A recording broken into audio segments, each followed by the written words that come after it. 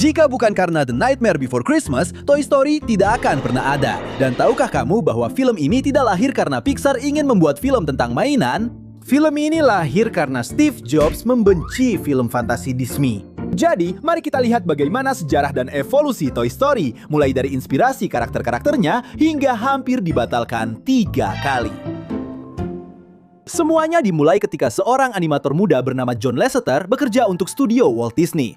Pada tahun 1982, Lasseter melihat adegan sepeda motor di film Tron dan benar-benar terpesona dengan apa yang bisa dilakukan oleh komputer. Sampai saat itu, komputer digunakan untuk membuat efek dan beberapa latar belakang saja. Tapi John mulai bertanya-tanya sesuatu yang jauh lebih ambisius. Bagaimana jika sebuah film animasi bisa dibuat dengan cara ini?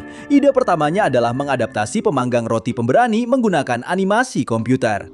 Tapi bagi Disney, ini sama sekali tidak menarik. Bagi Disney, teknologi itu terlalu mahal dan tidak masuk akal untuk digunakan jika tiba membuat produksi menjadi lebih murah atau lebih cepat. Jadi usulan itu ditolak dan tak lama kemudian John Lasseter kehilangan pekerjaannya. Namun kegagalan ini membawanya ke divisi grafis Lucasfilm. Di sana dia bertemu dengan sekelompok insinyur yang juga ingin membuat film dengan komputer. Jadi pada tahun 1986 Steve Jobs membeli divisi tersebut dan mengubahnya menjadi perusahaan independen yang diberi nama Pixar.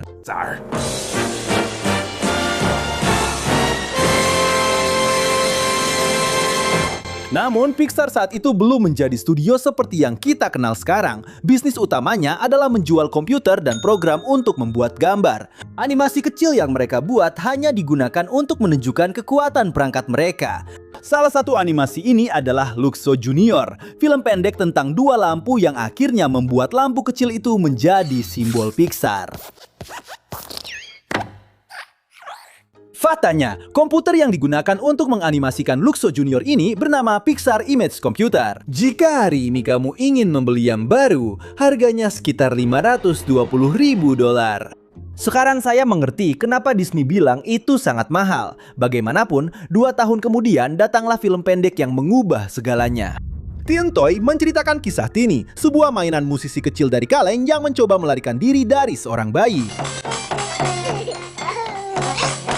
Idenya sederhana, tapi untuk pertama kalinya cerita ini diceritakan dari sudut pandang mainan yang takut dihancurkan oleh anak yang seharusnya mencintainya. Teen Toy memenangkan penghargaan Oscar untuk film pendek animasi terbaik 1 tahun setelah produksinya. Dan Oscar diberikan kepada Toy, John Lasseter dan William Reed. Hal itu membuat mereka menjadi sorotan beberapa studio besar. Namun sesuatu yang menarik terjadi pada tahun 1991. Disney memberanikan diri untuk bekerja sama dengan Tim Burton. Ini akan menjadi pertama kalinya mereka bekerja di luar studio mereka sendiri, karena sebelumnya mereka hanya memproduksi animasi gambar tangan. Sebaliknya, ini akan menjadi film stop motion yang mereka sebut The Nightmare Before Christmas. Berkat kesuksesan besar film ini, Disney memutuskan untuk bekerja sama dengan studio kecil lainnya. Dan studio itu tidak lain adalah Pixar. Pekerjaan pertama mereka adalah sebuah acara spesial televisi berjudul A Teen Toy Christmas. Ide yang nantinya akan menginspirasi cerita Toy Story. Karena sebenarnya ceritanya bukan dibuat oleh Disney. Mereka sedang berada di puncak kejayaan dengan cerita-cerita putri dan dongeng. Tapi Steve Jobs sangat membenci semua itu. Dia ingin mematahkan pola tersebut. Ceritanya akan mengikuti Timmy setelah ditinggalkan di sebuah pom bensin, hingga akhirnya berakhir di sebuah taman kanak-kanak yang penuh dengan mainan yang tidak diinginkan siapapun. Disney berpikir bahwa ide itu bisa menjadi sesuatu yang lebih besar. Jadi, pada tahun 1991, kedua perusahaan menandatangani kesepakatan senilai $26 juta untuk membuat 3 film animasi panjang. Tapi ini adalah sesuatu yang sangat berisiko bagi Pixar, karena jika salah satu dari film-film ini gagal, semuanya akan berakhir bagi mereka. Masalah besar pertama adalah mereka sama sekali tidak tahu film apa yang akan mereka buat. Jadi mereka memutuskan untuk melanjutkan dengan ide Timmy. Begitulah versi pertama Toy Story dibintangi oleh Tini dan sebuah boneka ventriloquist. Masalah besar berikutnya adalah kedua karakter itu menginginkan hal yang sama persis, menemukan seorang anak yang mau bermain dengan mereka. Dan Disney menunjukkan sesuatu yang cukup jelas. Jika keduanya berpikir sama, tidak akan ada konflik menarik di antara mereka. Itulah sebabnya ceritanya berubah menjadi film tentang dua sahabat yang benar-benar bertolak belakang. Satu akan menjadi mainan lama yang takut digantikan, dan yang lainnya akan menjadi mainan baru yang datang untuk mengambil semua perhatian darinya. Timmy mulai berubah menjadi sebuah figur aksi. Awalnya dia adalah seorang tentara yang mirip dengan G.I. Joe. Setelah itu, dia diberi tema luar angkasa dan nama-nama dasar yang aneh, seperti Lunar Lair dan Tempus Timorph. Akhirnya, dia dinamai Buzz Lightyear untuk menghormati astronot Buzz Aldrin. Kostumnya mengambil elemen dari para astronot program Apollo dan dari figur aksi pada masa itu. Warna hijau dan ungu dipilih oleh John Lasseter dan istrinya Nancy karena itu adalah warna favorit mereka. Jadi sekarang muncul pertanyaannya, mainan apa yang bisa benar-benar berlawanan dengan penjaga luar angkasa? Seorang koboi. Boneka ventriloquist diubah menjadi koboi. Seorang koboi. Seorang koboi. Seorang koboi. Mekanismenya terinspirasi dari boneka Casper yang dimiliki John Lasseter saat masih kecil. Pada awalnya, Woody masih memiliki rahang besar dan penampilan menyeramkan, seperti boneka ventriloquist. Lambat laun, wajahnya menjadi semakin halus, dan akhirnya memiliki tampilan kain dan plastik yang kita semua kenal. Karakter-karakter pendukung juga mengalami perubahan, dan Joss Whedon membantu mengubah Buzz. Dalam versi-versi awal, dia tahu bahwa dirinya adalah sebuah mainan. Tetapi, Whedon mengusulkan agar dia benar-benar yakin bahwa dirinya adalah seorang penjaga luar angkasa sejati. Dia juga menambahkan Rex dan ingin Barbie memiliki peran penting, tetapi Mattel menolak untuk meminjamkan Barbie kepada mereka. Perusahaan berpikir bahwa setiap anak perempuan harus membayangkan kepribadian mereka sendiri untuk boneka itu dan tidak ingin sebuah film yang memutuskan siapa itu Barbie. Karena alasan itu, perannya digantikan oleh Betty. Hasbro juga tidak mengizinkan G.I. Joe muncul, apalagi karena Sid akan menghancurkannya. Dan dari situlah lahir Combat Carl. Sekarang semuanya mulai terbentuk, tapi Disney masih meminta agar film ini memiliki kepribadian yang lebih berani dan dewasa, dan Pixar menuruti. Dan karena itu, mereka hampir menghancurkan film mereka sendiri. Untuk membuat Woody terlihat lebih berani, para penulis mengubahnya menjadi karakter yang egois, kejam, dan agresif. Dalam versi ini, Woody secara tidak sengaja menjatuhkan Buzz keluar jendela. Dia melakukannya dengan sengaja dan kemudian mengancam mainan lain agar tidak membantahnya. Tom Hanks adalah salah satu yang pertama menyadari masalahnya. Saat merekam dialognya, dia bertanya mengapa Woody berubah menjadi orang yang benar-benar bodoh. Pada 19 November 1993, Pixar memperlihatkan versi itu kepada para eksekutif Disney, dan reaksinya begitu buruk sehingga hari itu kemudian dikenal di dalam studio sebagai Jumat Hitam. Disney menghentikan produksi Toy Story. Setelah hampir 2 tahun bekerja, film pertama Pixar bisa saja mati sebelum selesai. John Lasseter meminta satu kesempatan terakhir. Tim diberi waktu 2 minggu untuk membuktikan bahwa mereka bisa menyelamatkannya. Dan dalam waktu itu, Steve Jobs harus membiayai film tersebut sampai Disney kembali terlibat. Mereka menghilangkan sifat kejam Woody, mengembalikan kepribadian polos Buzz, dan memusatkan cerita pada 2 mainan yang sama-sama melakukan kesalahan, tetapi bisa belajar untuk saling percaya. Versi baru tersebut berhasil, dan Disney mengizinkan produksi untuk dilanjutkan. Bertahun-tahun kemudian, Tom Hanks mengungkapkan bahwa dia, Tim Allen, dan seluruh pemeran lainnya sudah merekam sekitar 80 menit dari cerita yang akhirnya benar-benar dibuang itu. Setelah Disney kembali ke produksi, mereka datang dengan ide-ide yang menurut mereka cukup inovatif dan menarik. Mereka ingin Toy Story menjadi sebuah musikal.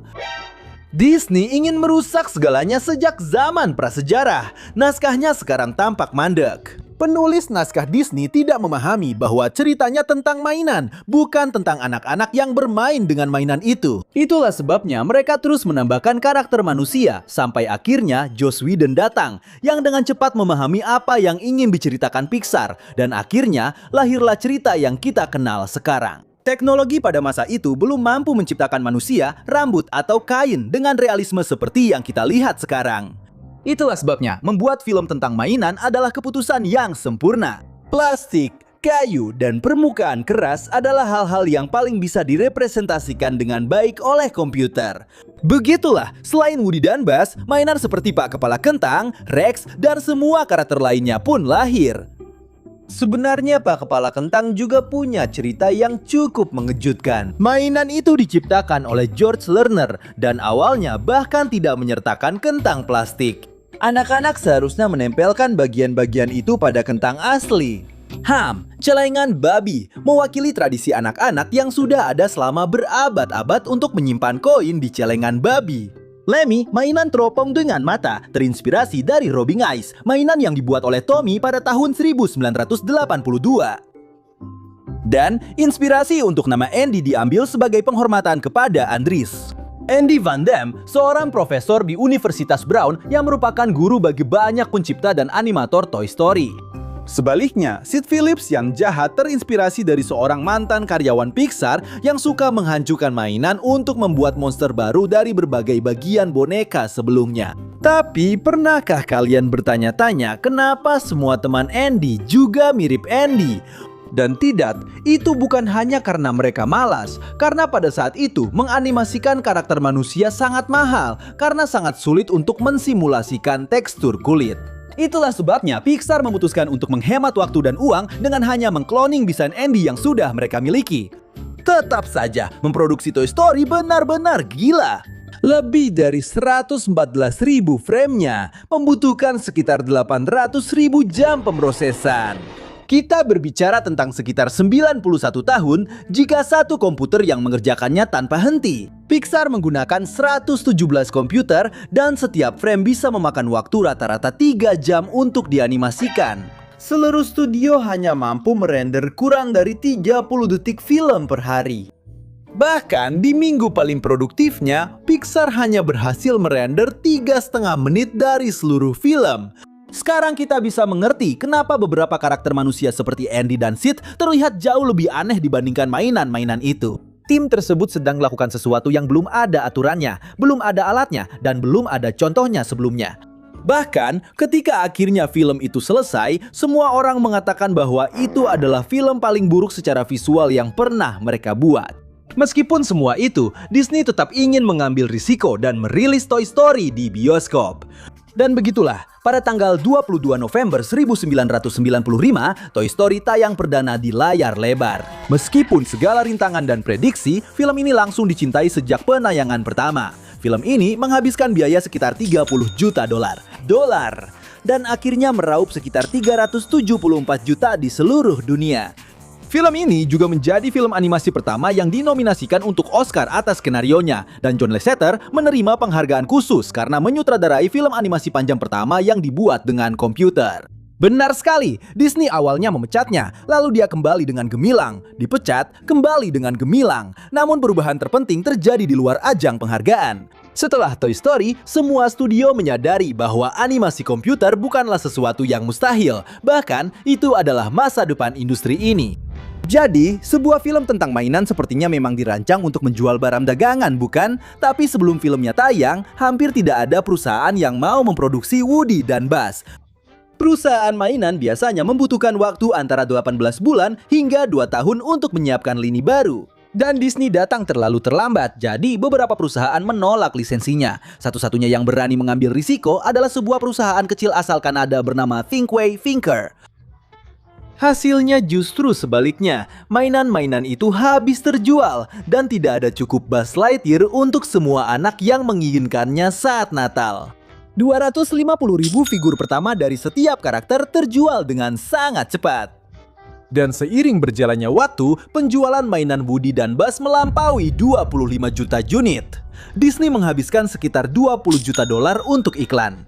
Namun merek-merek seperti Burger King, Coca-Cola, Pepsi, dan Payless menambahkan sekitar 125 juta dolar dalam promosi yang terkait dengan Toy Story. Toy Story bukan lagi sekadar cerita tentang mainan, itu telah berubah menjadi mesin yang menjual mainan sungguhan. Pada tahun 1996, film tersebut dirilis dalam format VHS dan terjual lebih dari 21 juta kopi selama tahun pertamanya. Pada tahun yang sama, Pixar membuat Toy Story Treats, beberapa film pendek animasi berdurasi antara 10 hingga 30 detik yang muncul selama jeda iklan kartun hari Sabtu di ABC. Stasiun televisi tersebut bersikeras bahwa itu bukan iklan VHS karena mereka tidak pernah menyebutkan produknya. Tapi yang aneh, film-film pendek itu mulai ditayangkan beberapa minggu sebelum filmnya dijual. Juga hadir video game pertama Toy Story, buku, pakaian, sepatu, program komputer, bahkan pertunjukan Disney on Ice. Toy Story tak lagi hanya ada di layar dan Disney ingin film kedua secepat mungkin. Awalnya Toy Story 2 bahkan tidak akan tayang di bioskop. Disney memintanya sebagai sequel yang akan dirilis langsung di VHS. Jadi Pixar membentuk tim yang jauh lebih kecil dibandingkan untuk sebuah film panjang.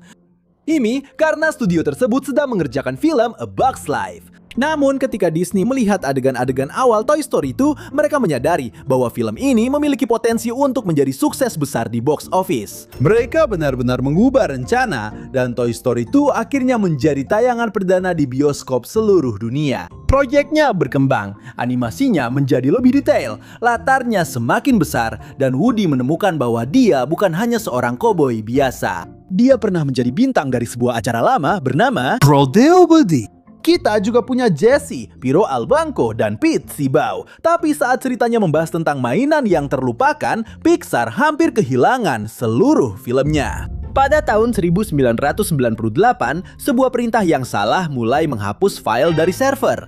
Karakter-karakter menghilang dari adegan saat para animator mencoba bekerja. Ketika mereka berhasil menghentikannya, sekitar 90% dari film tersebut sudah terhapus. Cadangan keamanannya juga tidak berfungsi dengan baik. Dan film itu selamat berkat Geraldine Sussman, seorang supervisor teknis yang sedang bekerja dari rumah untuk merawat bayinya dan memiliki salinan terbaru di komputernya. Tim membawa mesin itu ke Pixar dengan membungkusnya dengan selimut dan memperlakukannya seolah-olah mereka sedang mengangkut bayi Yesus ke kantor mereka. Mereka berhasil memulihkan proyek tersebut dan kemudian Pixar memutuskan bahwa mereka harus menghapusnya lagi. Dan kali ini memang sengaja, John Lasseter melihat film itu dan berpikir bahwa ceritanya tidak cukup bagus untuk dirilis di bioskop. Disney menolak untuk mengubah tanggalnya, jadi Pixar membangun ulang hampir seluruh film hanya dalam waktu 9 bulan. Tim bekerja sampai kelelahan. Beberapa animator akhirnya mengalami cedera akibat gerakan berulang dan sindrom terowongan karpal. Kelelahan mencapai titik yang sangat berbahaya sampai seorang pekerja lupa bahwa bayinya tertinggal di dalam mobil saat tiba di studio. Untungnya mereka berhasil menyelamatkannya. Toy Story 2 akhirnya dirilis pada 24 November 1999. Biayanya sekitar 90 juta dolar dan menghasilkan lebih dari 500 juta dolar. Film ini bahkan menambahkan blooper palsu selama kredit, seolah-olah Woody dan Buzz adalah aktor sungguhan. Namun, salah satu lelucon itu memperlihatkan Pete Sibau menawarkan peran kepada 2 boneka Barbie. Ya, setelah kesuksesan pertama, Mattel akhirnya setuju meminjamkan Barbie kepada mereka. Aku bisa mendapatkan peran untuk kalian di Toy Story 3. Maaf, ini sedang direkam. Baiklah teman-teman, sangat senang bertemu dengan kalian. Dan kapanpun kalian ingin aku memberi saran acting, akan menjadi kesenangan bagiku untuk membantu. Sampai jumpa! Pada tahun 2019, Pixar menghapus adegan ini dari versi terbaru karena kemiripannya dengan penyalahgunaan kekuasaan yang dilaporkan di Hollywood. Dan kamu ingat toko mainan milik Elle? Nah, toko mainan ini terinspirasi dari sebuah toko mainan di San Francisco di dunia nyata yang bernama Jeffrey's Toys. Tapi waralabanya baru saja mulai berkembang. Setelah 2 film, penonton sudah tahu bahwa Buzz adalah sebuah figur yang didasarkan pada seorang penjaga luar angkasa fiktif. Jadi pertanyaannya memang cukup logis. Apa sebenarnya kisah Buzz yang asli? Disney menjawabnya dengan Buzz Lightyear Star Command: The Adventure Begins. Sebuah film animasi yang dirilis langsung dalam format VHS pada tahun 2000. Ceritanya dimulai di dalam dunia Toy Story. Mainan-mainan itu berkumpul untuk menonton sebuah film yang dibintangi oleh Buzz. Dan setelah itu, animasinya berubah dari 3D menjadi 2D untuk menampilkan petualangan mereka melawan Zork. Tim Allen kembali memerankan Buzz di film tersebut, tapi di serial televisinya, dia digantikan oleh Patrick Warburton. Ya, Warburton. Baiklah, saya tidak yakin kalau ini adalah 3 pria kecil hijau yang hilang. Baiklah, Saya tidak yakin kalau mereka adalah pria-pria kecil hijau itu. Buzz Lightyear Star Command memiliki 65 episode jika kita menghitung film perdananya yang dibagi menjadi 3 bagian. Film tersebut terjual sekitar 3 juta kopi selama minggu pertamanya. Film ini juga mendapatkan video gamenya sendiri dan membantu Buzz agar tidak hanya menjadi salah satu mainan Andy saja. Woody dan Buzz hampir saja melanjutkan, tapi tanpa Pixar. Meskipun Disney dan Pixar telah menciptakan beberapa film paling sukses pada masa itu, hubungan mereka perlahan-lahan mulai hancur. Steve Jobs ingin Pixar tetap memegang kendali atas film-film mereka di masa depan, sedangkan Disney tidak mau melepaskan sebuah waralaba yang menghasilkan begitu banyak uang. Pada tahun 2004, negosiasi berakhir dan Pixar mengumumkan bahwa mereka akan mencari distributor lain. Masalahnya adalah Disney masih memegang hak atas karakter-karakter tersebut dan bisa memproduksi sequel tanpa Pixar. Karena itulah Disney membuat sebuah studio bernama Circle 7 Animation dan mulai mengerjakan versi mereka sendiri dari Toy Story 3. Dalam cerita itu, Buzz mulai mengalami kerusakan dan dikirim ke sebuah pabrik di Taiwan. Ketika para mainan mengetahui bahwa semua Buzz Lightyear telah ditarik dari pasaran untuk dimusnahkan, Woody, Jessie, dan yang lainnya mengirimkan diri mereka sendiri lewat pos untuk menyelamatkannya. Film ini sudah cukup maju hingga memiliki naskah, desain, dan uji animasi. Toy Story hampir saja terbagi menjadi 2, film asli Pixar dan sequel dari Disney. Namun pada tahun 2006, Bob Iger mengambil alih Disney dan memutuskan bahwa kehilangan Pixar akan menjadi kesalahan besar. Jadi Disney membeli studio tersebut seharga 7,4 miliar dolar. Mereka menutup Circle 7 dan membatalkan versi Toy Story 3 tersebut. Franchise tersebut kembali ke tangan para penciptanya dan mereka memutuskan untuk mengucapkan selamat tinggal kepada Andy. Untuk membuat Toy Story 3 yang baru, John Lasseter, Pete Docter, Andrew Stanton, dan Lee Unkrich kembali ke kabin tempat mereka mengembangkan film pertama. Ide pertama mereka juga tidak berhasil, jadi mereka menonton kembali Toy Story 1 dan Toy Story 2 dan menemukan pertanyaan yang selama bertahun-tahun dihindari oleh cerita. Apa yang akan terjadi ketika Andy akhirnya tumbuh dewasa? Lee Unkrich terpilih sebagai sutradara dan film tersebut menjadikan Sunnyside sebagai harapan palsu. Teknologi telah berubah begitu pesat sejak tahun 1999 sehingga model asli Woody, Buzz, dan yang lainnya sudah tidak bisa lagi dimodifikasi dengan benar menggunakan program-program baru. Pixar harus membangun ulang mereka secara detail, menempatkan kembali setiap sendi, tekstur, dan material. Itulah sebabnya para karakter tetap mempertahankan desain aslinya. Tapi sekarang kita bisa melihat jahitan pada Woody, serat-serat di pakaiannya, goresan pada Buzz, dan pencahayaan yang jauh lebih realistis. Toy Story 3 dirilis pada 18 Juni 2010 dan mengubah perpisahan antara seorang pemuda dan mainannya menjadi salah satu akhir cerita yang paling diingat dari Pixar. Film ini meraup lebih dari 1,066 miliar dolar. Ini adalah film animasi pertama yang melampaui 1 miliar dolar dan menerima 5 nominasi Oscar termasuk film terbaik. Film ini juga berhasil memenangkan kategori film animasi terbaik dan lagu orisinal terbaik. Semua tampaknya telah berakhir dengan sempurna. Andy telah tumbuh dewasa. Mainan-mainan itu sekarang memiliki seorang anak perempuan baru bernama Bonnie. Dan Pixar telah menyelesaikan sebuah trilogi tanpa satupun film yang mendapat sambutan buruk. Namun, Disney tidak membiarkan para karakter itu menghilang. Alih-alih langsung memproduksi film keempat, Pixar mulai menampilkan petualangan-petualangan kecil para mainan bersama Bonnie. Pada tahun 2011, hadir liburan di Hawaii, di mana Ken dan Barbie gagal pergi ke Hawaii, dan mainan lainnya mencoba menciptakan kembali liburan itu di dalam kamar. Pada tahun yang sama, muncul Grand Bus kecil, di mana sebuah bus kecil dari restoran bertukar tempat dengan bus yang asli. Dan pada tahun 2012, hadir pesta Fiestasaurus Rex, di mana Rex akhirnya menjadi raja sebuah pesta di dalam kamar mandi. Ketiga film pendek itu dikenal sebagai Toy Story Toons. Setelah itu, hadir 2 spesial televisi berdurasi sekitar 22 menit. Toy Story of Terror tayang perdana pada tahun 2013 dan menjadikan Jessie sebagai tokoh utama dalam sebuah cerita menegangkan di dalam sebuah motel. Toy Story terlupakan oleh waktu hadir pada tahun 2014 dan memperkenalkan dinosaurus petarung. Mainan dinosaurus yang seperti Buzz di film pertama tidak tahu bahwa mereka adalah mainan. Waralaba ini juga terus berkembang dalam bentuk video game. Toy Story 2 Buzz Lightyear untuk menyelamatkan telah menjadi salah satu game yang paling diingat. Toy Story Racer hadir pada tahun 2001 dan game Toy Story 3 sangat disukai karena mode toy box-nya yang memungkinkan pemain membangun dan mengendalikan dunia mainan tanpa harus mengikuti alur filmnya. Setelah itu, para karakter muncul di Disney Infinity dan pada tahun 2019 mereka mendapatkan dunia sendiri di dalam Kingdom Hearts 3. Dan di dunia nyata, Toy Story Midway Mania dibuka pada tahun 2008. Setelah itu, hadir area-area lengkap Toy Story di Prancis, Hong Kong, Shanghai, dan Florida yang dirancang agar para pengunjung merasa seolah-olah berukuran seperti mainan di halaman rumah Andy.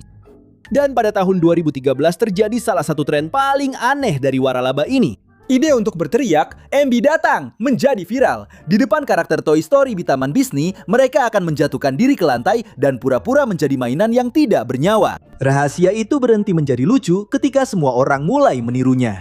Praktik itu dihentikan karena menjatuhkan diri ke lantai berulang kali menjadi risiko bagi para aktor dan pengunjung. Toy Story sudah memiliki film pendek, serial, video game, pertunjukan, atraksi, dan jumlah merchandise yang sangat banyak. Tapi masih ada pertanyaan yang belum terjawab, yaitu apa yang akan terjadi pada Woody setelah Andy. Ketika Toy Story 4 diumumkan, banyak orang berpikir bahwa film itu seharusnya tidak ada. Film ketiga sudah memberikan akhir yang sempurna. Bahkan di dalam Pixar sendiri, mereka tahu bahwa film keempat hanya akan masuk akal jika menemukan akhir yang lain. Bukan untuk Andy, tapi untuk Woody. Produksi dimulai dengan John Lasseter sebagai sutradara dan cerita tentang Woody dan Betty. Namun proyek ini mengalami beberapa kali perubahan. Lasseter meninggalkan kursi sutradara, Josh Gad menggantikannya, dan sekitar 3/4 dari naskah aslinya ditulis ulang. Cerita akhirnya menampilkan Forky, sebuah benda buatan Bonnie yang tidak bisa memahami mengapa dirinya hidup. Dan di sini evolusi visualnya sangat besar. Pixar bisa menciptakan hujan, debu, jaring laba-laba, kain, dan pantulan yang mustahil diwujudkan pada tahun 1995. Mereka bahkan menambahkan retakan kecil pada lapisan rambut Betty untuk mengingatkan bahwa dia masih terbuat dari porselen. Don Rickles, pengisi suara Tuan Kepala Kentang, telah meninggal pada tahun 2017 sebelum merekam dialog barunya.